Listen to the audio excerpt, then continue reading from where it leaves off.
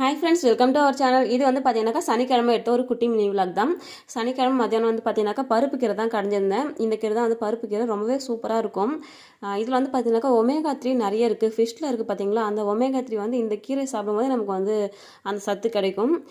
நார் சத்தும் அதிகமாக இருக்குது. சரி, வெயில் நாளில் வந்து கீரை வகைலாம் அதிகமாக எடுத்துக்கணுமேனு சொல்லிட்டு நான் பருப்பு கீரை வாங்கி கடைஞ்சிருந்தேன். அதுக்கு சைட் டிஷ் வந்து பார்த்தீங்கன்னாக்கா முட்டை வறுத்துக்கலாம்னு சொல்லிட்டு ஒரு பக்கம் அதை வேக வச்சுருந்தேன். இந்த பருப்பு கீரை வந்து பார்த்தீங்கன்னாக்கா துவரம் பருப்பு, சிறு பருப்பு, இந்த மாதிரி பருப்பு தான் போட்டு கடையணும்.